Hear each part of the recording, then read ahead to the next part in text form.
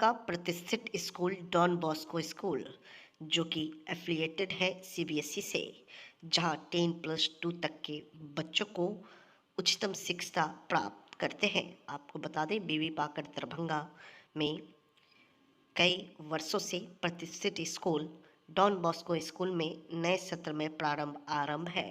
अपने बच्चों के भविष्य को करें उज्जवल, स्मार्ट बनाएं और बेहतर बनाएं। दरभंगा का प्रतिष्ठित स्कूल डॉन बॉस्को स्कूल, जो कि आपके बच्चों के फ्यूचर को बनाता है।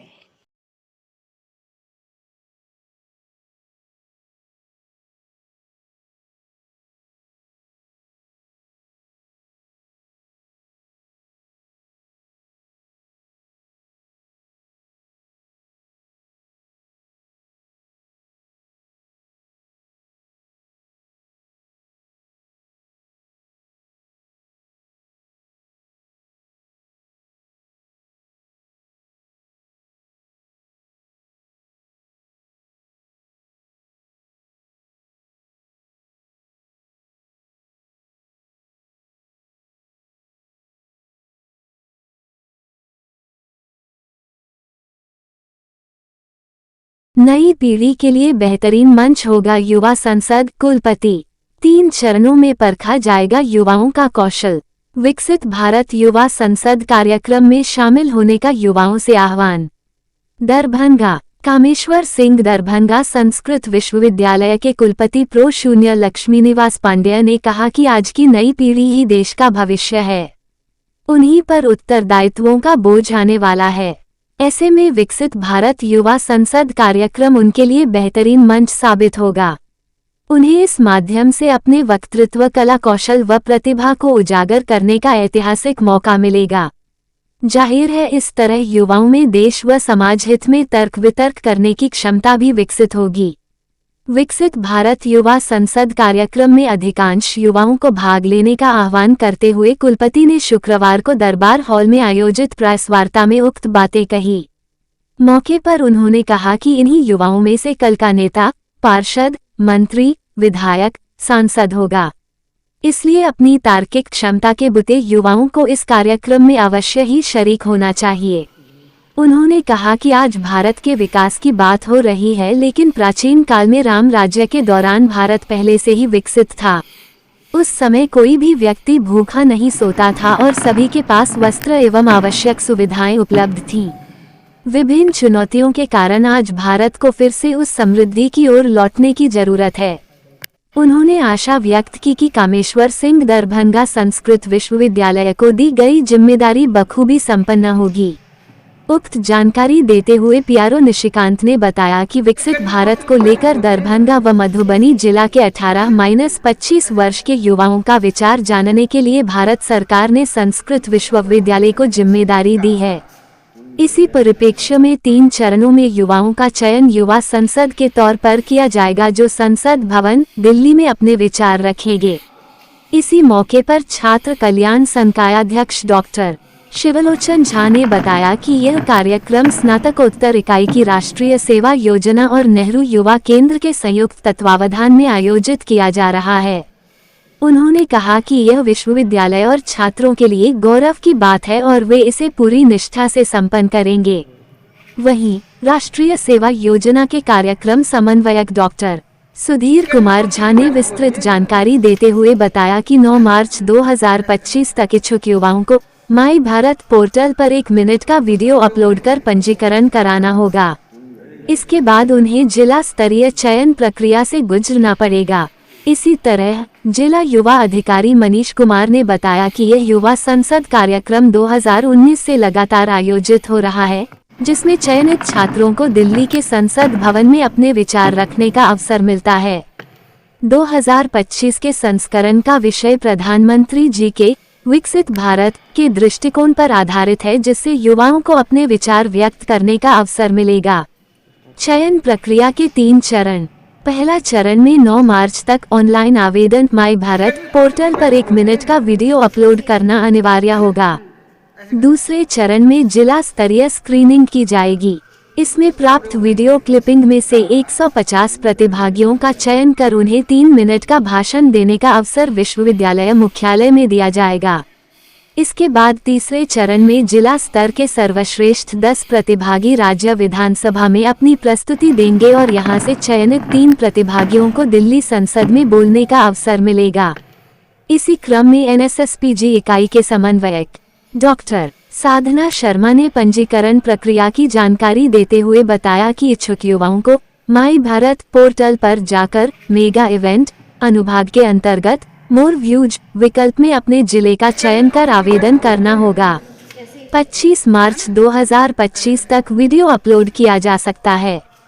प्रेस वार्ता कब मौके पर स्नातकोत्तर विभाग के विभागाध्यक्ष prof Dilip Jha, prof Dayanath Jha, doctor Dhiraj Kumar Pandya सहित कई गणमान्य लोग उपस्थित थे। सरकार द्वारा जो वर्ष 2047 तक भारत को विकसित बनाने का लक्ष्य जो निर्धारित किया गया है, उस लक्ष्य को ध्यान में रखते हुए ही विकसित भारत युवा संसद कार्यक्रम का आयोजन किया जा रहा है, जिसमें 18 से 25 युवा वर्ग के जो हमारे आयु वर्ग के बच्चे हैं वो भाग लेंगे, जिसमें दरभंगा और मधुबनी के लिए कामेश्वर संस्कृत यूनिवर्सिटी को चुना गया है, जिसमें ये कार्यक्रम 3 चरणों में किया जाना है। जिसमें पहला चरण जो है, जिसमें बच्चे पंजीकरण करते समय 1 मिनट का वीडियो डालेंगे कि विकसित भारत से वह क्या समझते हैं, उनका क्या दृष्टिकोण है। उस वीडियो का फिर स्क्रीनिंग होगा, उसका मूल्यांकन होगा। उसमें जो चयनित सर्वश्रेष्ठ 150 वीडियोज़ होंगे, उनको हम लोग फिज़िकल मोड पे इस यूनिवर्सिटी में उनका फिज़िकल मोड में डिस्ट्रिक्ट लेवल पर कार्यक्रम होगा, जिसमें से चुने 10 बेस्ट जो वक्ता होंगे उनको स्टेट लेवल पर भेजा जाएगा। और स्टेट लेवल पर सभी बिहार के जो हर नोडल केंद्र से 10-10 युवा होंगे, उनके बीच प्रतियोगिता होगी और सर्वश्रेष्ठ 3 वक्ताओं को ही संसद जाने का मौका मिलेगा, जो राष्ट्रीय स्तर पे इसका कार्यक्रम का होगा। तो इसमें जो पंजीयन की जो तिथि है, वो अंतिम तिथि 9 मार्च है। 9 मार्च तक दरभंगा से मधुबनी से जितने भी रजिस्ट्रेशन होंगे, उसके बाद इसकी स्क्रीनिंग की जा सकेगी। नाम बताइए। Manish Kumar, district youth officer NY के दरभंगा। को बताया गया है, इस तरह की एक हमारे युवा वर्ग में एक कल्पना मिलती है कि हम अपने देश के लिए, उसके विकास के लिए क्या क्या कार्यक्रम कर सकते हैं, क्या सोच सकते हैं, क्योंकि यही युवा जो है भावी नेता होंगे। तो अपने जागरूक होते हैं और देखते हैं कि हमारे नेता लोग किस तरह से बात कर रहे हैं, किस तरह से अपनी बातों को रखते हैं। कहीं कहीं उनको महसूस होता होगा कि हम रहते तो शायद इसको और अच्छे तरह से प्रस्तुत करते। तो विभिन्न रोल्स में वो, कोई उसमें प्रधानमंत्री के रूप में हो सकता है, कोई विपक्ष नेता के रूप में हो सकता है, कोई किसी मंत्री का रूप लेकर जो है किस तरह से वो किसी समस्या को देख रहा है, किसी सुझाव कैसे दे रहा है, कैसे देश को विकास की बात कर रहा है। ये कल्पनाएँ आएंगी। तो युवा वर्ग में शासन प्रशासन के प्रति किस तरह से रवैया रखना चाहिए और उनको कैसे देश को नेतृत्व प्रदान में क्या हम कर सकते हैं, इसकी एक अच्छी कल्पना मिलती है ऐसे कार्यक्रमों से। और निश्चित ही इस कार्यक्रम से उनको अपने नागरिक अधिकारों के बारे में, अपने दायित्वों के बारे में और नेतृत्व क्षमता के बारे में उनके अंदर जो है गुण विकसित होंगे। और ये हमारे लिए खुशी की बात है कि इस कार्यक्रम के लिए दरभंगा मधुबनी जिले के इस कार्यक्रम के लिए हमारे विश्वविद्यालय को चुना है। और मैं सभी का अभिनंदन करता हूँ, सभी को शुभकामना देता हूँ कि यह प्रतियोगिता कार्यक्रम अच्छे से संपन्न हो और ज़्यादा से ज़्यादा युवा लोग 18 से 25 वर्ष के युवा लोग जो है इस कार्यक्रम में भाग लें और अपने वक्तृत्व कौशल, अपने चिंतन शक्ति, अपने कल्पना कौशल और अपने नेतृत्व भाव इत्यादि को उजागर करते हुए किस तरह से वो देश के लिए अपना प्रतिभागिता कर सकेंगे, ये अपना सोच पाएंगे। और विकसित भारत जैसे कहा जाता है कि 2047 में जाना, वैसे तो हमारा भारत हम लोग प्राचीन काल से ही जानते हैं, रामायण काल से ही हमारा भारत बहुत ही विकसित रहा है। जिस समय सारी नागरिकता की राम राज्य की जहाँ बात होती थी, जहाँ वशिष्ठ मुनि इत्यादि राम मर्यादा पुरुषोत्तम राम से पूछते थे, क्या तुम्हारे राज्य में कोई दुखी तो नहीं है, क्या तुम्हारे राज्य में सबका पेट भरता है, क्या सब लोग तन पर कपड़ा पहनते हैं इत्यादि प्रश्न पूछते थे। पर किस तरह से पूरे समाज में विकास होती है वो उसी समय से थी। बीच में जरूर विविध आक्रमण के आक्रांताओं के कारण, सामंतवादी व्यवस्था के कारण, अन्य कारणों से कुछ जो बदल गए नए विश्व में, इस परिदृश्य में जहाँ हमको विकासशील देश कहने लगे लोग, तो फिर से हमको दिखाना है कि हम पहले भी विकसित थे और अभी जो है आधुनिक पैमानों में भी हम विकसित होकर दिखा सकते हैं। इसके लिए अच्छा मौका है। सर, अंतिम तारीख 9 मार्च रखा गया है। तिथि को आगे एक्सटेंड। आज की यह प्रेस वार्ता विकसित भारत युवा संसद के लिए आयोजित है। यह कार्यक्रम संपूर्ण भारतवर्ष में किया जा रहा है। यहाँ दरभंगा और मधुबनी को लेकर के दोनों जिलों को मिला करके इस विश्वविद्यालय को, खास करके स्नातकोत्तर विभाग इकाई जो है एनएसएस के लिए यह कार्यक्रम दिया गया है कि होस्ट के तौर पर कि यहाँ आयोजन हो। इसमें मुख्यतः है कि युवा संसद में जाने के लिए नई दिल्ली में 3 स्तर पर में छात्रों का चयन होगा।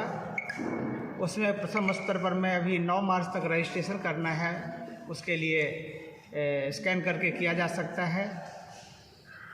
इसमें पहले स्तर में 1 मिनट का वीडियो अपलोड करना होगा।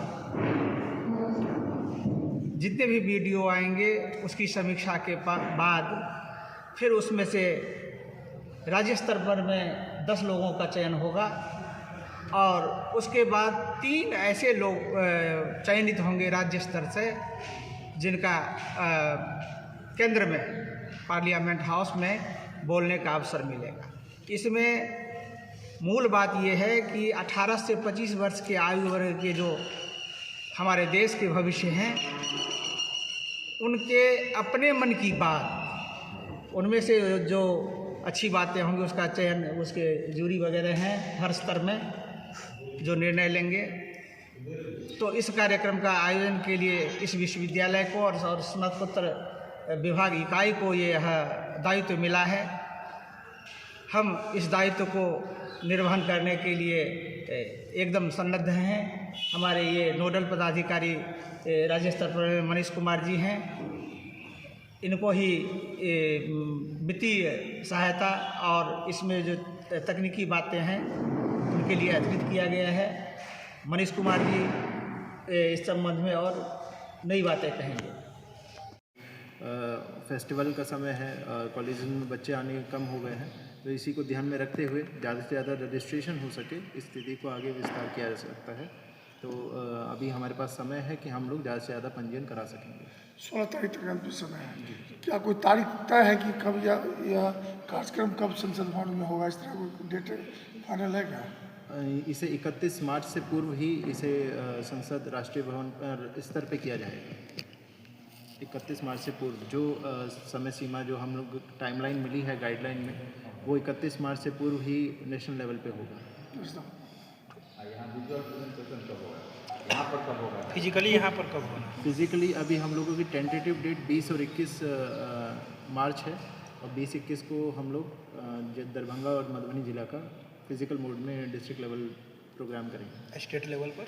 स्टेट लेवल पे उसके अगले सप्ताह में स्टेट लेवल होगा और उससे अगले सप्ताह में राष्ट्रीय स्तर पे। पूरे बिहार में कितनी यूनिवर्सिटी को इस तरह का मिला? पूरे बिहार में 19 यूनिवर्सिटीज़ को आइडेंटिफाई किया गया है। हर यूनिवर्सिटी में 2 जिले शामिल हैं। टोटल ये प्रोग्राम पूरे बिहार में नहीं, पूरे देश भर में हो रहा है। तो हर राज्य से बच्चे इसमें चयनित होंगे और फिर राष्ट्रीय स्तर पे इसका कार्यक्रम होगा। प्रत्येक शुक्रवार की तरह शुक्रवार को भी जिला अधिकारी का जनता दरबार का दिन था। वहीं दरभंगा जिला के विभिन्न प्रखंडों से अच्छी संख्या में फरियादी पहुंचे हुए थे। वहीं जिलाधिकारी के जगह दूसरे अधिकारी के द्वारा आए हुए तमाम फरियादियों के फरियाद को सुना गया और उचित कार्रवाई हेतु आश्वासन भी दिया गया। वहीं जिलाधिकारी के जनता दरबार में डीएम कार्यालय पर पहुंचे हुए कई फरियादियों से हमने बात किया तो किसी को शौचालय निर्माण के लिए पैसा नहीं मिला है, काफी समय पहले आवेदन दिया गया था। तो किसी व्यक्ति का शिकायत था कि बाढ़ के समय डूब गया था व्यक्ति। सरकार द्वारा जो राहत की राशि मिलती है वह अब तक नहीं मिल सका है। तो किसी की सड़क हादसे में जान चली गई। ऐसे में इन्हें जो सरकार की ओर से राशि मिलती है वह राशि नहीं मिला है। एक महिला ने शिकायत किया कि संविदा कर्मी है, उनका वेतन कई महीना से नहीं मिल रहा है। अन्य कई बातों की शिकायत लेकर फरियादी पहुंचे हुए थे। इन फरीदियों का और क्या कुछ शिकायत था, उनकी बातों को उन्हीं की जुबानी हम सुना रहे हैं।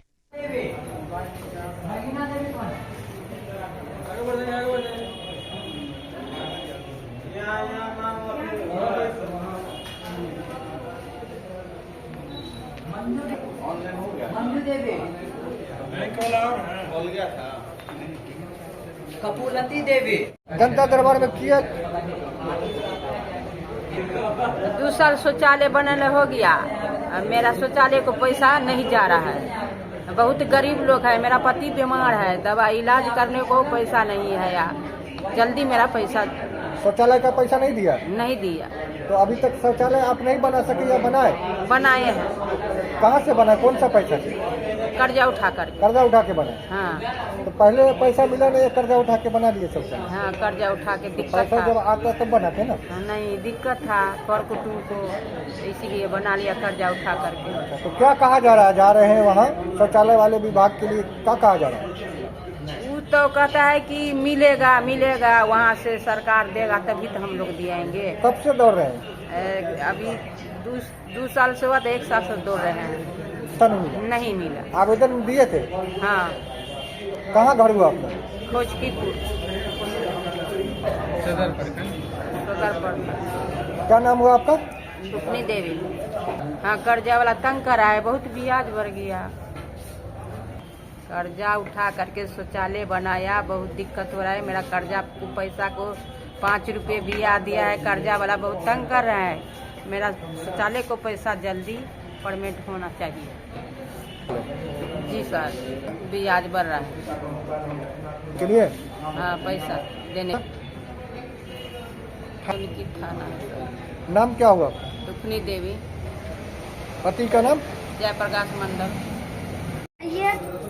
लड़का जो है जो सर एक्सपायर करके बाढ़ में डूबने से। हाँ, क्या दिक्कत हुआ इनका? बाढ़ में डूबने से लड़का को मृत्यु हो गया। अच्छा। कागज सारा चीज साबुत लेकर को जो है जो वहाँ पर जो है मधुबनी जिला में सर घटना घटा। अच्छा। वहाँ पर दिया गया। वहाँ देने के बाद जो है सर वहाँ से जो है डीएम साहब जो है कागज सारा भेज दिए दरभंगा जिला। अच्छा। वहाँ बोले हैं वहाँ से आपको सारा काम है। तो दरभंगा बॉर्डर पे हुआ था उनका? जी नहीं सर, मधुबनी जिला तो डिस्ट्रिक्ट। फिर दरभंगा में कैसे आ गए आप लोग? दरभंगा वहाँ से दूसरा जिला का परमेंट नहीं होता। अच्छा। आपका दरभंगा जिला है, घर से दरभंगा जिला से। कब हुआ था ये घटना? ये आपका जो है हो गया 10-6 महीना हो गया। अच्छा। डेट हो गई है 3/10/2024 में घटना था। कहाँ हुआ था, क्या कुछ हुआ था? ये दर्जिया में हुआ था, दर्जिया गाँव। क्या कुछ घटना हुआ था? बाढ़ में डूबने से मृत्यु हो गया। अच्छा। क्या नाम है जो जिनका मृत्यु हुआ? विजय कुमार देव। कितने वर्ष के रहे होंगे? जो है 45 वर्ष। अच्छा। उनके पिता का नाम? हरीलाल देव। अच्छा, यही है पिता इनके? माता जी। अच्छा। तो क्या चाहते हैं आप लोग, क्या चाहते सर हैं? अभी तक कोई सुविधा नहीं मिला। बेसहारा है सर, कोई कमाने वाला नहीं है। जो लड़का कमाने वाला है वो मर गया सर, इसको कोई देखने वाला नहीं है, खाने पीने के लिए नहीं है सर। जी सर, इसको कुछ नहीं, अभी तक कोई सुविधा नहीं। 6 महीना हो गया, अभी तक कोई सुविधा नहीं है। तो आप यहाँ आए हैं, क्या चाह रहे हैं? यहाँ पर जो है जो हमको पदाधिकारी उनका जो है जानकारी दे काम दे। यहाँ पर कागज आया है तो इनको परमेंट न्याय चाहिए। न्याय चाहिए सर। आप कौन है इनके? सुविधा हम नाती लगेंगे सर। अच्छा। क्या नाम हुआ आपका? मुकेश लाल।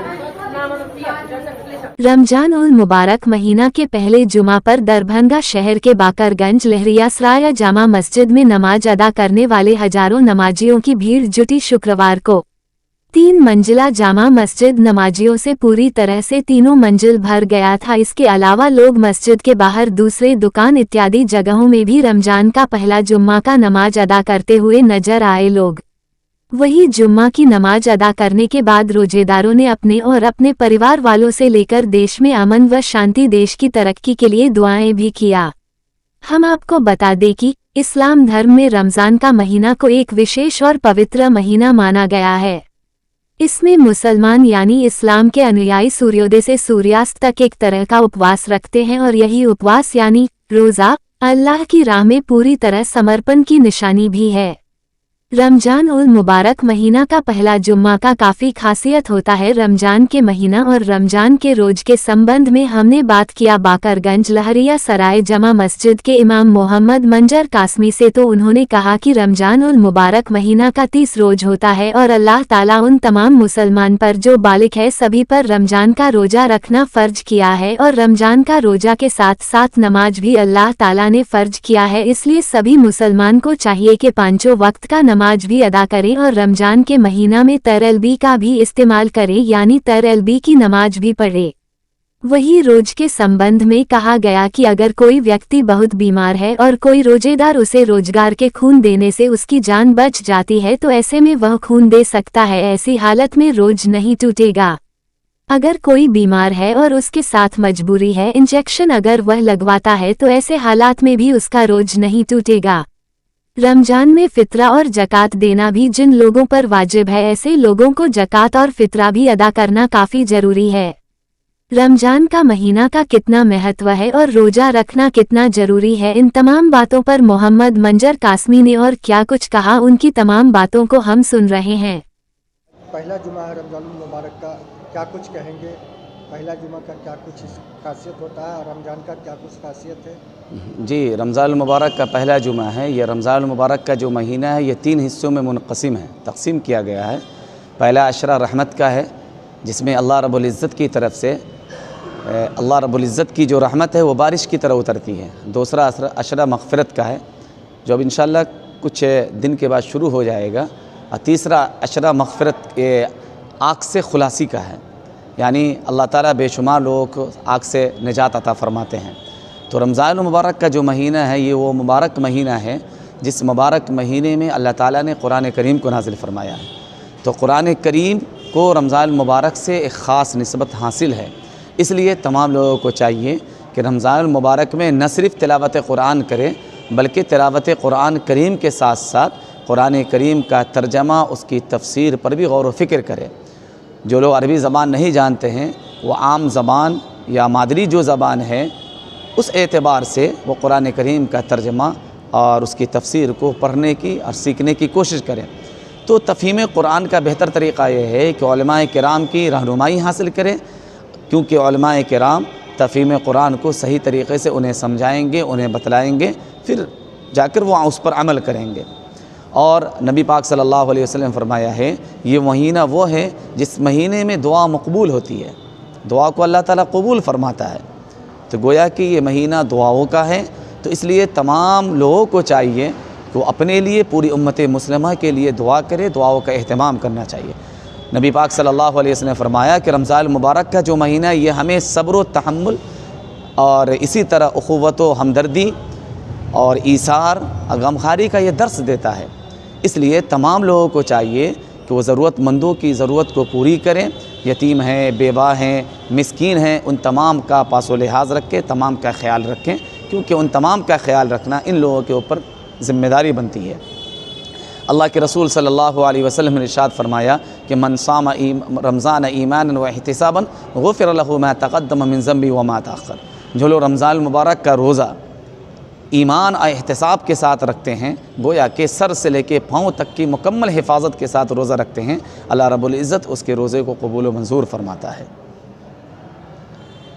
रमज़ान का जो रोज़ा है किस तरह से रोज़ा रखना चाहिए और किस तरह से इबादत इस महीने में करना? इस महीने में कोशिश करनी चाहिए कि रमज़ान मुबारक को कुरान से निस्बत है, इसलिए कुरान की तिलावत ज़्यादा होनी चाहिए। तरावी का अहतमाम, कुरान की तिलावत, ज़िक्र की पाबंदी, दुआओं का अहतमाम, नवाफिल की पाबंदी, ये तमाम तर पाबंदियाँ करेंगे तब जाकर रमज़ान मुबारक का जो रोज़ा है अल्लाह रब्बुल इज़्ज़त के हुजूर जब पेश होगा तो मुकम्मल इबादात उसके साथ शामिल होंगे।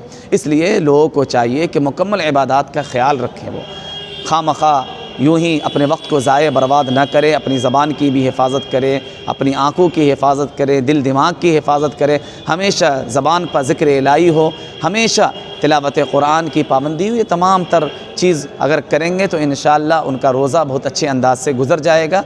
और ये पाबंदी अगर उनके अंदर इस महीने के अंदर आ गई तो इंशाअल्लाह 11 महीना जो है उस पर उनकी पाबंदी होगी। अगर कोई रोज़ेदार है जी, रोज़े की हालत में, तो क्या ऐसा चीज़ है जिसको करने से रोज़ा टूट जाता है या क्या? रोज़ा की हालत में अगर कोई इंसान रोज़े की हालत में अगर दिल के अंदर कोई बुराई रखा या ज़बान से किसी को बुरा भला कहा, गाली गलौज किया या कोई ऐसी चीज़ जो दिल के अंदर रखी जिसकी वजह से दूसरे भाई को तकलीफ़ पहुंचती है, खा वो कोई भी मकतब फ़िक्र के लोग, उनसे कोई बहस नहीं है, किसी की तरफ से भी दिल के अंदर कीना बुग़्ज़ अदावत अगर आ गए तो ऐसी सूरत में उनका रोज़ा फट जाता है। नबी पाक सल्लल्लाहु अलैहि वसल्लम ने फरमाया कि 4 लोग ऐसे हैं जिनको रमज़ान मुबारक का महीना उसने पाया भी, पाने के बावजूद भी उसकी बख्शाइश नहीं होती, अल्लाह ताला उसके कबूल नहीं करता है। एक शराबी है जो मुसलसल शराब का आदी हो, रमज़ान मुबारक का मुबारक महीना पाया फिर भी शराब को छोड़ा नहीं। एक दूसरा माँ बाप का नाफरमान हो जो हमेशा माँ बाप की नाफरमानी करता है। माँ बाप कहते बेटा इफ्तार में तुम सवेरे आ जाना, आने में ताख़िर रहता, अम्मी आपको क्या खबर है, गोया कि माँ बाप की नाफरमानी कर रहा है, इसकी भी रोज़ा को अल्लाह ताला कबूल नहीं करता। लाख वो सजदा करता रहे, उसका रोज़ा कबूल नहीं होता। तीसरे वो लोग हैं जो क़ता ताल्लुक़ करने वाले हों, रिश्तों में के दरमियान आपस में फूट पैदा करने वाले हों, दरार पैदा करने वाले हों, रिश्तों को तोड़ने वाले हों, ऐसे शख्स के भी अल्लाह ताला रोज़ा कबूल नहीं फरमाते। चौथे वो लोग हैं जो दिल के अंदर कीना रखते हों, अदावत रखते हों, दुश्मनी रखते हों, चुगलखोरी किया करते हों, इन तमाम तर चीज़ों से रोज़ा ख़त्म हो जाता है। इसलिए इंसान को चाहिए इन तमाम तर चीज़ों से परहेज़ करे। अल्लाह ताला हमें भी उन तमाम 4 लोगों में शामिल न फरमाए, इसके लोगों को दुआ करनी चाहिए। अगर रोज़े की हालत में है, अगर उनको कोई सुई या इंजेक्शन की ज़रूरत पड़ जाती है तो क्या वो सुई दिला सकते हैं, रोज़ा खुल जाएगा? बहालत मजबूरी अगर है तो ठीक है, लेकिन अगर मजबूरी का मामला नहीं है तो फिर वहाँ पर दिक्कत आती है। यानी कोई बीमार है तो इंजेक्शन मजबूरी की हालत में दिलवा सकते हैं? हाँ, बीमार है तो फिर जाहिर सी बात है वो तो इंजेक्शन ले सकते हैं। वो ऐसे हालत में रोज़ा रहेगा या नहीं, रोज़ा उनका रहेगा इस हालत में जी। और अगर किसी को खून देने की ज़रूरत पड़ गई रोज़े की हालत में तो क्या ऐसे हालत में खून दिया जा सकता है? रोज़े की हालत में कोई बेचारा तड़प रहा है, क्योंकि जान की कीमत माल से ज़्यादा कीमत जान की है। जान की जो कीमत है माल से ज़्यादा है, उसकी अहमियत है। इसलिए अगर किसी को ब्लड की ज़रूरत है, रोज़ेदार आदमी है, वो बेचारा तड़प रहा है ब्लड के लिए, अगर हम उन्हें कुछ ब्लड दे देंगे तो उनकी जान बच जाएगी, तो ये ब्लड दे सकते हैं, ब्लड दिया जा सकता है उनको। ज़कात खैरात का क्या मसला है? जी, ज़कात की जो बात आज हमने जैसा जुमा में मैंने बयान किया है, जैसा कि दारुल क़ज़ा हिमायत शरिया फुलवारी शरीफ से जो ऐलान हुआ है कि सदक़ा फ़ित्र की जो रकम है वो कम से कम 60 रुपए हैं। मिसाल के तौर पर है कि जो मौजूदा राइज वज़न के एतबार से है, निसफ़ सा गेहूँ है, 1 सा खजूर है, जौ है, किशमिश है, पनीर है, इनकी क़ीमत अदा करेंगे तो निसफ़ सा की जो क़ीमत है, जो वज़न है उसका, तो उसका जो वज़न मौजूदा राइज वज़न के एतबार से है वो 1 किलो 692 ग्राम के बराबर है। और जौ है, पनीर है, किशमिश है, 1 सा की जो कीमत है, 1 सा का जो वज़न है वो 3 किलो 384 ग्राम के बराबर है। इस एतबार से अगर देखा जाए तो जो साहिब निसाब है, जो मुसलमान को अल्लाह ताला ने मालो दौलत से नवाजा है, साहिब निसाब। 10 मार्च को दिल्ली में महिला शिक्षा, सुरक्षा, स्वास्थ्य एवं स्वावलंबन विषय पर एबीवीपी आयोजित कर रही अखिल भारतीय छात्रा संसद विकसित भारत में महिलाओं की भूमिका विषय पर विचार मंथन के लिए दिल्ली में जुटेगी देश भर की छात्रा शक्ति। आज दिनांक 7 मार्च 2025 को अखिल भारतीय विद्यार्थी परिषद दरभंगा कार्यालय पर प्रेस वार्ता का आयोजन किया गया। प्रेस वार्ता करते हुए राष्ट्रीय कार्यकारिणी सदस्य पूजा कश्यप ने कहा कि अखिल भारतीय विद्यार्थी परिषद द्वारा महिला शिक्षा, सुरक्षा, स्वास्थ्य एवं स्वावलंबन विषय पर विचार मंथन हेतु देश भर की छात्राओं का जुटान दिल्ली में होने जा रहा है, जिसे अखिल भारतीय छात्र संसद का स्वरूप दिया गया है। देश भर की छात्राओं के बीच वैचारिक स्पष्टता बढ़ाने तथा प्रभावी रूप से समाज का नेतृत्व करने का कौशल विकसित करने के उद्देश्य से इस छात्रा संसद का आयोजन किया जा रहा है। इस कार्यक्रम में 46 प्रांत एवं प्राज्ञिक विद्यार्थी परिषद नेपाल की छात्रा कार्यकर्ताओं का सहभाग होगा। इस छात्रा संसद के पूर्व 1 से 15 फरवरी तक देश के सभी प्रांतों में अखिल भारतीय विद्यार्थी परिषद का व्यापक सर्वेक्षण अभियान चलाया गया, जिसमें छात्राओं से जुड़े विभिन्न विषयों के 37 प्रश्नों का एक सेट तैयार कर विभिन्न वर्ग एवं स्तर के छात्राओं एवं महिलाओं से उनकी वर्तमान स्थिति एवं प्रभावी नेतृत्व हेतु उनकी अपेक्षा की जानकारी प्राप्त की गई। इसी आधार पर विस्तृत सर्वेक्षण रिपोर्ट तैयार कर छात्रा संसद में उपयुक्त विषय पर विचार विमर्श होगा। छात्रा संसद में आए विषय पर गहन विचार विमर्श के उपरांत ज्ञापन एवं अन्य माध्यम से समस्याओं को समुचित समाधान की ओर ले जाने एवं समाज तथा सरकार का ध्यान इस ओर आकृष्ट करने का प्रयास किया जा रहा है। एक और जहां केंद्र सरकार एवं कई राज्यों की सरकारें भी महिलाओं को नौकरियों के साथ साथ विधायिका में भी 33% आरक्षण देकर उनमें प्रभावी नेतृत्व विकसित करने का प्रयास कर रही है, वहीं दूसरी ओर बलात्कार एवं भ्रूण हत्या जैसी घटनाएं नारी शक्ति को कमतर करने का प्रयास कर रही है। ऐसी स्थिति में ये छात्रा संसद आधी आबादी के विकास के विषय में मील का पत्थर साबित होगा। प्रेस वार्ता में विभाग संयोजक राहुल सिंह एवं जिला संयोजक वागिस झा भी उपस्थित रहे। आज अखिल भारतीय विद्यार्थी परिषद दरभंगा मिसर टोला कार्यालय पर प्रेस वार्ता इसलिए आयोजित किया जा रहा है कि अखिल भारतीय विद्यार्थी परिषद द्वारा 10 मार्च को दिल्ली में छात्रा संसद का आयोजन होने जा रहा है, जिसका उद्देश्य है कि आए दिन जैसे केंद्र सरकार भी कहती है कि महिला को हर जगह 33% आरक्षण है, चाहे वो विधायिका हो चाहे वो नौकरी की बात हो।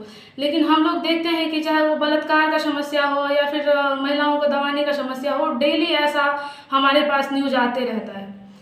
तो छात्रा संसद का इसलिए आयोजन किया जा रहा है ताकि हम महिलाओं को शिक्षा के क्षेत्र में हो या फिर स्वास्थ्य के क्षेत्र में हो या फिर उनका स्वावलंबन कैसे हो, तो हम उनको कहाँ देखते हैं। मुझे लगता है कि ये छात्रा संसद का आयोजन जो होगा उसमें कई ऐसे प्रस्ताव भी पारित किए जाएंगे और हमारा जो छात्राओं को लेकर विद्यार्थी परिषद का हमेशा से रहा है, चाहे वो किसी भी फील्ड में हो, रचनात्मक फील्ड में हो, हमेशा से विद्यार्थी परिषद काम करते हुए आ रही है। तो उसके लिए जो ये आयोजन होगा ये बहुत ही कारगर साबित होगा और ये छात्राओं और महिलाओं के लिए विशेषकर ये कार्यक्रम किया जा रहा है। यहाँ से भी दरभंगा से भी कोई छात्रा? जी, पूरे बिहार से 6 छात्राएं यहाँ से शामिल होंगी उस छात्रा संसद में। दरभंगा से मैं स्वयं वहाँ जा रही हूँ। क्या बात रखेंगी, क्या मुद्दा होगा? हमारा मुद्दा ये है कि जो मैं अभी बताई हूँ कि छात्राओं को लेकर विशेषकर हर जगह जो किसी भी चीज़ की बात होती है वो अपने आप को कम मत आके, आप देखते भी हैं कि विद्यार्थी परिषद पहले से भी छात्राओं को एक मजबूती प्रदान करने के लिए स्वावलंबन हेतु या फिर एक आत्मनिर्भर बनाने के लिए मिशन साहसी जैसे कार्यक्रम, ऋतुमती जैसे कार्यक्रम, यहाँ दरभंगा में स्वयं सर्जना निखार शिविर का आयोजन होता है, तो उसके लिए छात्राएं आगे बढ़ पाए, बस यही उद्देश्य है। नाम बता दीजिए अपना। पूजा कश्यप, राष्ट्रीय कार्यकारिणी परिषद सदस्य, अखिल भारतीय विद्यार्थी परिषद। तारांकन बिहार बजट के खिलाफ भाकपा माले का प्रतिवाद मार्च व बजट के प्रति का दहन। तारांकन बिहार में ओपीएस लागू करने, सभी संविदा, मानदेय, आउटसोर्सिंग स्कीम कर्मियों के मानदेय में 53% वृद्धि करने व असंगठित मजदूरों को समग्र सामाजिक सुरक्षा देने की उठाई मांग। बेल्ट्रॉन के डाई एंट्री ऑपरेटरों, खेत मजदूर व सफाई कर्मियों, निर्माण सहित असंगठित क्षेत्र के करोड़ों मजदूरों, रिक्शा टेम्पो चालक, फुटपाथ दुकानदारों के संबंध में बिहार बजट 2052-26 में कोई घोषणा नहीं किए जाने के खिलाफ राज्यव्यापी प्रतिवाद के तहत आज दरभंगा के कर्पूरी चौक से नगर सचिव विनोद कुमार, कामेश्वर पासवान, साधना शर्मा, रंजन सिंह एवं धनराज शाह के नेतृत्व में प्रतिवाद मार्च निकला, जो बेंता चौक होते हुए पुनः कर्पूरी चौक पर पहुंचकर सरकार के बजट का पुरजोर विरोध करते हुए बजट के प्रति को जलाया गया। मौके पर प्रतिवाद सभा को संबोधित करते हुए भाकपा माले पोलित ब्यूरो सदस्य सह खेग्रामस के राष्ट्रीय महासचिव धीरेन्द्र झा ने कहा कि बिहार सरकार द्वारा पेश 2025 बजट अपने हक अधिकार के लिए लड़ने वाले खासकर मानदेय में वृद्धि व सेवा नियमितीकरण, सरकारी कर्मियों को ओपीएस लागू करने, आशा, रसोया, जीविका, ठीका मानदेय, आउटसोर्सिंग में कार्यरत कर्मियों सहित असंगठित क्षेत्रों में काम करने वाले कामगारों, निर्माण मजदूर, फुटपाथ दुकानदारों, माइक्रो फाइनेंस से जुड़ी महिलाओं की कर्ज माफी आदि जैसे प्रश्नों पर यह बजट मौन है। आगे उन्होंने आरोप लगाया कि लाखों लाख कर्मियों की लोकप्रिय मंत्रों नीतीश भाजपा सरकार द्वारा बजट में कोई जगह नहीं दिया गया है। इस अवसर पर भाकपा माले के जिला सचिव बैद्यनाथ यादव ने कहा कि विभिन्न कामों में लगे कर्मियों दी जाने वाली मानदेय राशि को तत्काल 53% बढ़ाई जाए, सरकारी कर्मियों को ओपीएस का लाभ, असंगठित क्षेत्रों के मजदूरों को समग्र सामाजिक सुरक्षा का लाभ दिया जाए, साथ ही सभी संविदा कर्मियों को ग्रेच्युटी का लाभ देने का मांग उठाई। सभा को खेग्रामस के राष्ट्रीय कार्यकारिणी सदस्य देवेंद्र कुमार, एटू जिला सचिव उमेश प्रसाद शाह, अभिषेक कुमार, संदीप चौधरी, शिवन यादव, धर्मेश यादव, शिवजी कामती आदि नेताओं ने संबोधित किया।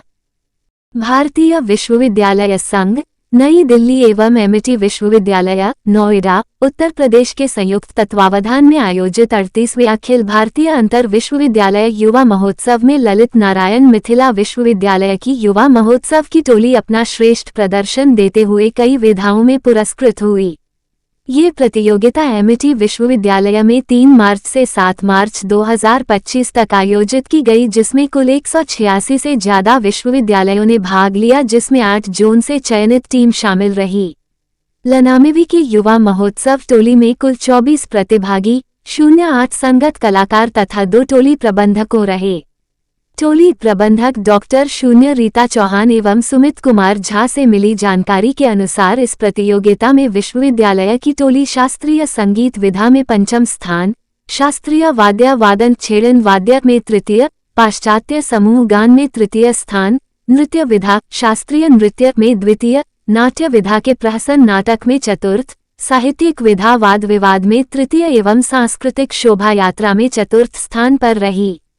विदित हो कि इससे पूर्व विश्वविद्यालय की टोली सिस्टर निवेदिता विश्वविद्यालय, पश्चिम बंगाल द्वारा आयोजित पूर्वी क्षेत्र अंतर विश्वविद्यालय युवा महोत्सव में ललित नारायण मिथिला विश्वविद्यालय का चयन 7 प्रतियोगिताओं हेतु हुआ था। प्रतियोगिता में प्रतिभागियों द्वारा उत्कृष्ट प्रदर्शन के अवसर पर विश्वविद्यालय के माननीय कुलपति प्रो संजय कुमार चौधरी ने समूचे टीम को जीत के लिए शुभकामनाएं देते हुए कहा कि मुझे पूर्ण विश्वास है कि आने वाले समय में भी यह टोली अपने बेहतरीन प्रदर्शन के द्वारा भविष्य में भी विश्वविद्यालय का नाम रोशन करेगी। विश्वविद्यालय के पदाधिकारियों ने भी इस उपलब्धि के लिए टीम को बधाई दी। विश्वविद्यालय खेल एवं संस्कृति पदाधिकारी श्री अमृत कुमार झा ने महोत्सव में शानदार प्रदर्शन और 100% जीत हेतु शुभकामनाएं देते हुए भविष्य में और बेहतर प्रदर्शन के लिए प्रतिभागियों को प्रेरित किया। अटल बिहारी वाजपेयी ऐसे ध्रुवतारा थे जिनकी वाणी में ओज, लेखनी में शक्ति और हृदय में भारत के लिए अपार प्रेम था। डॉक्टर प्रेम मोहन मिश्रा।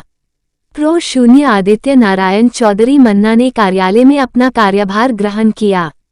आज दिनांक 7 मार्च को भाजपा जिला कार्यालय में निवर्तमान जिला अध्यक्ष जीवछ सहनी के अध्यक्षता में देश के पूर्व प्रधानमंत्री भारत रत्न स्वर्गीय अटल बिहारी वाजपेयी जी के जन्म शताब्दी महोत्सव के अंतर्गत अटल विरासत सम्मेलन का आयोजन किया गया।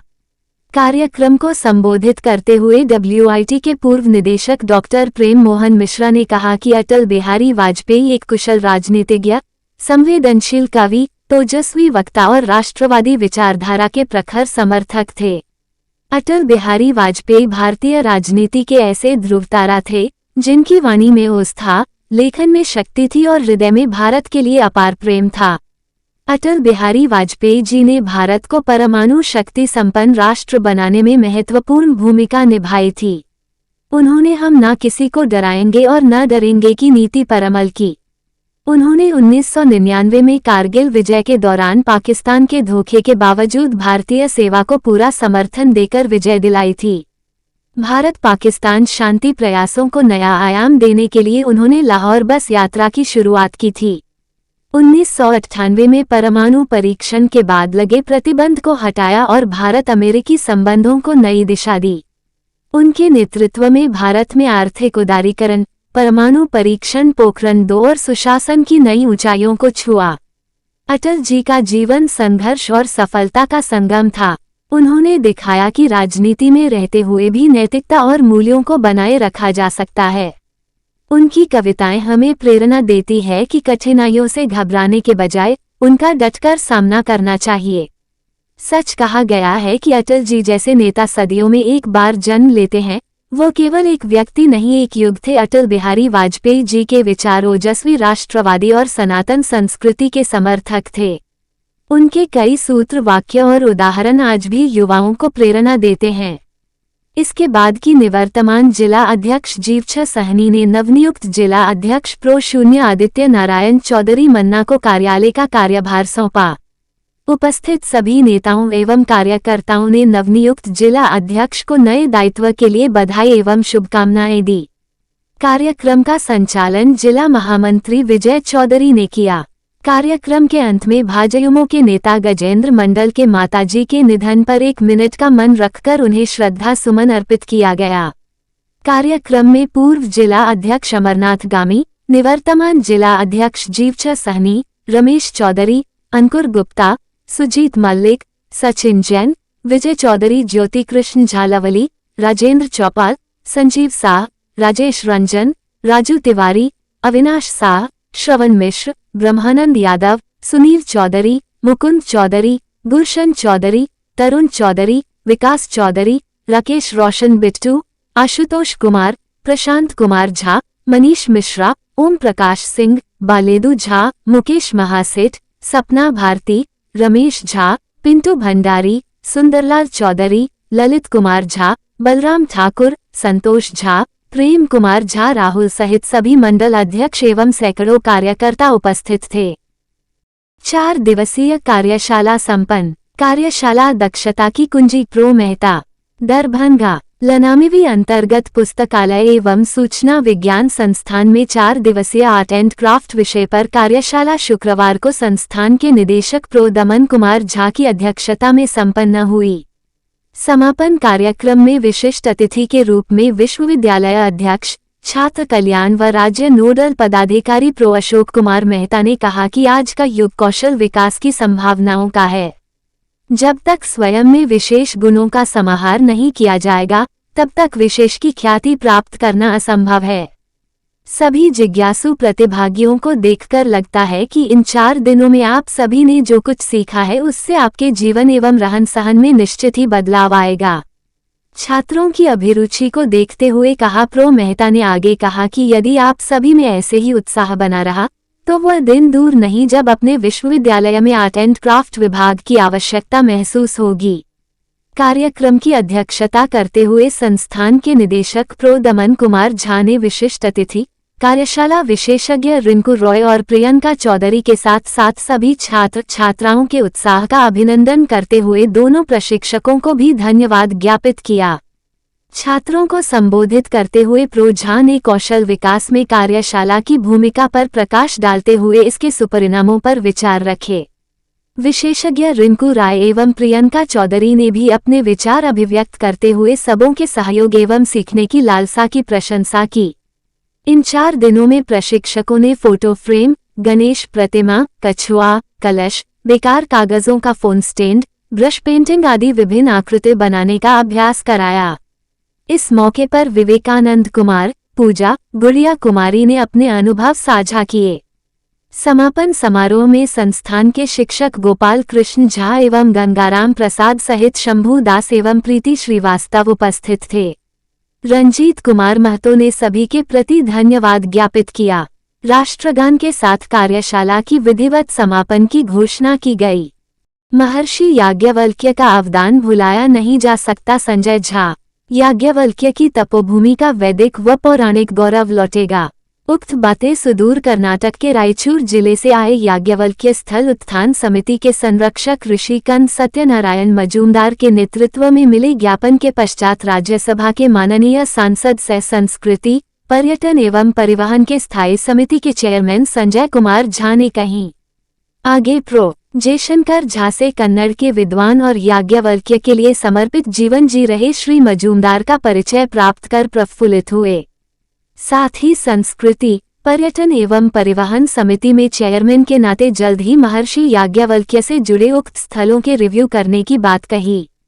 ज्ञापन सौंपते हुए समिति के संरक्षक सत्यनारायण मजूमदार ने याज्ञवल्क्य की जन्मभूमि गुजरात के वडनगर से लेकर उनकी तपोभूमि मिथिला के जगवन तक महर्षि की जीवन यात्रा से विस्तार से अवगत कराया।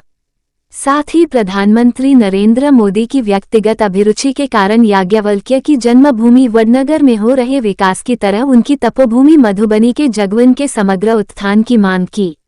इस अवसर पर मां श्यामा मंदिर न्यास समिति के उपाध्यक्ष प्रो जयशंकर झा ने जगवन को वेदांत की जन्मभूमि बताते हुए याज्ञवल्क्य को महान मंत्रद्रष्टा होने के साथ ही विलक्षण स्मृतिकार की संज्ञा दी। साथ ही जगवन में महर्षि की स्मृति में स्मारक बनाने के साथ ही इस स्थल को रामायण सर्किट से जोड़ते हुए आध्यात्मिक पर्यटन स्थल के रूप विकसित करने की मांग की। का सिन द सम वी स्नातकोत्तर साहित्य विभाग के वरीय प्राध्यापक सह याज्ञवल्क्य छात्रावास अधीक्षक प्रो संतोष पासवान ने संजय झा के विरासत संरक्षण में उनकी गहरी अभिरुचि व उनकी कार्यशैली से जगवन के जगमग भविष्य को सुनिश्चित बताया। समिति के सचिव विजय लाल यादव ने मुख्यमंत्री नीतीश कुमार की दूरदर्शी सोच के अनुरूप वर्षों से यहां हो रहे महोत्सव को राजकीय घोषित किए जाने की मांग की। कला संस्कृति एवं युवा विभाग के राज्य परामर्शदात्री सदस्य उज्ज्वल कुमार ने याज्ञवल्क्य की तपोभूमि जगवन में आकर सत्यनारायण मजूमदार द्वारा किए कार्य देखने का आग्रह किया। मौके पर समिति के कोषाध्यक्ष श्यामल किशोर श्रीवास्तव, निशांत आनंद, अंकित आनंद, सुरेंद्र यादव आदि मौजूद थे। याज्ञवल्क्य स्थल उत्थान समिति की ओर से अंग वस्त्र, पाग, याज्ञवल्क्य पर केंद्रित पुस्तक एवं स्मृति चिन्ह प्रदान कर अभिनंदित किया गया। विदित हो कि श्रीराम कथा की पावन धारा से महर्षि भारद्वाज को परिचित कराकर इसे लोकप्रिय बनाने का सूत्र महर्षि याज्ञवल्क्य ने ही दिया था।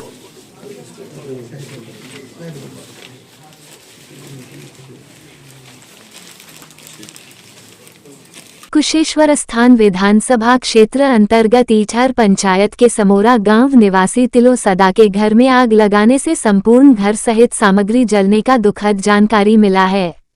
पीड़ित परिवार को इस दुख के घड़ी में सहन शक्ति दे एवं अंचलाधिकारी महोदय से आग्रह घटना का जानकारी प्राप्त कर जांच कराते हुए पीड़ित परिवार को लाभ प्रदान करने का कृपा किया जाए। वहीं में लगातार कुशेश्वरस्थान विधानसभा क्षेत्र वासियों से अपील कर रहे हैं, गर्मी बढ़ते जा रहा है, समय से खाना बनाए, सुरक्षित रहे। तारांकन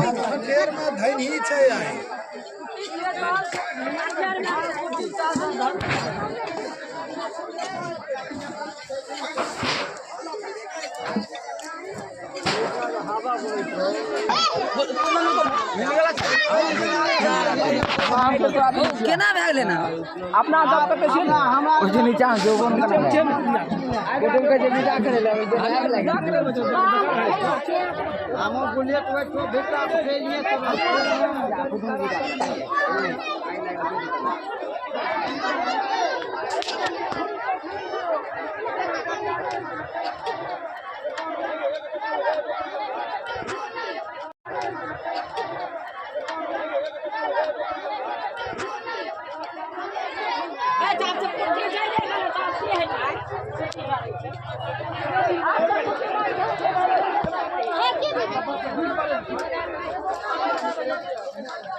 चल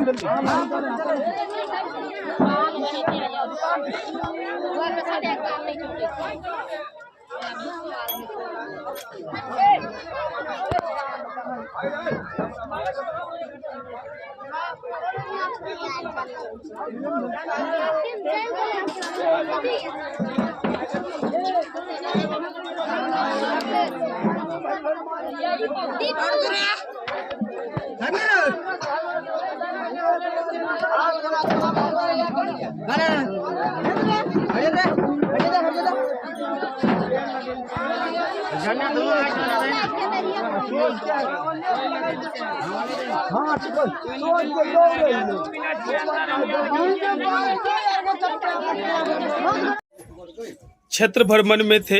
अभी जानकारी मिला है कुशेश्वर स्थान विधानसभा क्षेत्र अंतर्गत पूर्वी प्रखंड के ईठर पंचायत के समोरा गांव में आग लगने की सूचना प्राप्त हुआ है। तिलो सदा का घर जला है। वहां के स्थानीय लोगों की सतर्कता और सजगता के कारण आग पे काबू पाया गया है, नियंत्रण में लिया गया है। घटनाक्रम की संपूर्ण जानकारी प्राप्त किए हैं और मैं इस दुख के घड़ी में पीड़ित परिवार को ईश्वर से कामना करते हैं कि धैर्य दे, हौसला दे, हिम्मत दे एवं संबंधित अंचल अधिकारी कुशेश्वर स्थान पूर्वी से अनुरोध करना चाहते हैं कि उपरोक्त घटना की जांच राजस्व कर्मचारी से कराते हुए पीड़ित परिवार को अविलंब राहत राशि व मुआवजा के साथ साथ तत्क्षण खाना पीना और रहने की सुविधा मुहैया कराया जाए। धन्यवाद। त्रिभुवन कुमार, समाजसेवी, कुशेश्वर स्थान। पीके ने बताया, जन सुराज की सरकार बनते ही सबसे पहले होंगे ये 5 काम। युवाओं को रोजगार, बुजुर्गों को पेंशन, महिलाओं को ऋण, किसानों की आय में बढ़ोतरी और बच्चों के लिए अच्छी शिक्षा। तारांकन, पटना। जन सुराज के संस्थापक प्रशांत किशोर ने बिहार की जनता के लिए एक बड़ा ऐलान किया है। उन्होंने वादा किया कि अगर बिहार में जन सुराज की सरकार बनती है तो राज्य को देश के 10 अग्रणी राज्यों में शामिल करने के लिए 5 महत्वपूर्ण योजनाओं को तुरंत लागू किया जाएगा। इन योजनाओं का मुख्य उद्देश्य युवाओं का पलायन रोकना, किसानों और महिलाओं को आर्थिक मजबूती देना, बुजुर्गों को सम्मानजनक पेंशन देना और शिक्षा व्यवस्था में सुधार करना है। जन सुराज सरकार की 5 बड़ी घोषणाएं। 1. युवाओं का पलायन बंद। जन सुराज की सरकार बनते ही युवाओं का पलायन पूरी तरह से बंद करने की गारंटी दी गई है। सरकार उद्योग और व्यापार को बढ़ावा देकर स्थानीय स्तर पर 10 से 15 हजार रुपये की रोजगार सुनिश्चित करेगी। 2. बुजुर्गों को 2,000 रुपये की मासिक पेंशन। अभी बिहार सरकार 60 वर्ष से अधिक उम्र के लोगों को 400 रुपये पेंशन दे रही है। जन सुराज सरकार दिसंबर 2025 से इस पेंशन को बढ़ाकर 2,000 रुपये प्रतिमाह कर देगी। 3. किसानों को खेती से बेहतर कमाई। किसानों की मदद के लिए मनरेगा को खेती से जोड़ा जाएगा। इससे किसानों को खेती के लिए मुफ्त में मनरेगा के तहत मजदूर उपलब्ध कराए जाएंगे, जिससे कृषि को बढ़ावा मिलेगा। 4. महिलाओं को सस्ते ब्याज दर पर ऋण। महिलाओं को स्वरोजगार के लिए सरकारी गारंटी पर बैंक से कर्ज मिलेगा। जहां अभी जीविका के तहत ऊंची ब्याज दर पर कर्ज मिलता है, वहीं जन सुराज सरकार केवल 4% सालाना ब्याज दर पर लोन उपलब्ध कराएगी। 5. बच्चों के लिए विश्व स्तरीय शिक्षा। सरकारी स्कूलों की स्थिति सुधारने के साथ जन सुराज सरकार यह भी सुनिश्चित करेगी कि अगर सरकारी स्कूल अच्छी शिक्षा नहीं दे रहे तो गरीब परिवारों के बच्चे प्राइवेट स्कूल में पढ़ सकें और उनकी फीस सरकार वहन करे। प्रशांत किशोर ने कहा कि जन सुराज की सरकार बनने के बाद ये सभी वादे प्राथमिकता के साथ लागू किए जाएंगे, जिससे बिहार एक विकसित और आत्मनिर्भर राज्य बनेगा। की सरकार नवंबर में बनेगी तो दिसंबर से सरकारी गारंटी पर बैंक से आप कर्जा लीजिए और बैंक को सूद कितना देना है? ब्याज 4 रुपया, खाली 4 रुपया सालाना। अभी नीतीश कुमार चला रहा है जीविका, इसमें आपसे ले रहा है 30 रुपया सालाना ब्याज, और हम लोग कह रहे हैं खाली 4 रुपया ब्याज पर सरकारी गारंटी पर रुपया लीजिए और अपने अपने घर में रोजी रोजगार शुरू कीजिए। खुशहाली आएगा कि नहीं आएगा? आएगा ना भाई। एक और अंतिम बात सुन लीजिए, जिसका यहाँ बच्चा है पढ़ने वाला 15 साल से कम उम्र का, आपका बच्चा, गरीब का बच्चा जा रहा है सरकारी स्कूल में पढ़ने, तो पिलुआ वाला खिचड़ी खिला के नीतीश कुमार भेज रहा। तो जब जन सुराज का सरकार बनेगा तो सरकारी स्कूल जब सुधरेगा तब सुधरेगा, ये तो सुधरने वाला एक दिन में नहीं है। लेकिन जन सुराज के सरकार में ये सुविधा आपको होगी कि अगर सरकारी स्कूल अच्छा नहीं है तो आप अपने बच्चा को प्राइवेट स्कूल में भेजिए, अंग्रेजी स्कूल में, और उसका फीस सरकार के ओर से भरा जाएगा ताकि गरीब का लड़का भी। मधुबनी जाने के क्रम में दरभंगा के दिल्ली मोड़ पर राष्ट्रीय लोक जनशक्ति पार्टी के राष्ट्रीय अध्यक्ष पशुपति कुमार पारस एवं प्रदेश अध्यक्ष प्रिंस राज का स्वागत करते हुए राष्ट्रीय लोक जनशक्ति पार्टी के दरभंगा जिला अध्यक्ष गगन कुमार झा। अब दरभंगा शहर में सुजुकी गाड़ी लेना हुआ आसान, शानदार माइलेज के साथ कम कीमत में आने वाली बाइक से लेकर स्कूटी के लिए मशहूर कंपनी सुजुकी एजेंसी का हुआ छोटा एकमी सैदनगर में ओपनिंग। जी हाँ, जापान की मशहूर कंपनी सुजुकी अब दरभंगा के लोगों के लिए किफ़ायती दर पर बेहतरीन गाड़ी उपलब्ध करवा रही है, जहां आप भी अब बेहतरीन माइलेज के साथ नया टेक्नोलॉजी वाला बाइक और स्कूटी ले सकते हैं। खासकर कम तेल में ज़्यादा माइलेज देने वाली प्रसिद्ध गाड़ी एजेंसी के ओपनिंग के शुभ अवसर पर अभी कंपनी के द्वारा विशेष ऑफर के तहत आप कम कीमत में पा सकते हैं। पता की बात करो तो तेज श्री सुजुकी 2 व्हीलर शोरूम, छोटी एकमी सैदनगर। सुजुकी का भी अपना स्लोगन है और हम एज ए डीलर भी कमिट करते हैं लोगों से कि Suzuki sales, service and spare सबों में अव्वल है, रहेगा और किसी भी तरह की असुविधा कस्टमर को नहीं होगी। कस्टमर सेटिस्फैक्शन हमारा मोर मोटो है। एज ए डीलर कमिट कर रहे हैं और ये सुजुकी का तो अपना ब्रांड है जो विश्व में एक विश्वसनीय नाम है, जो किसी से को बताने की जरूरत नहीं कि सुजुकी क्या है।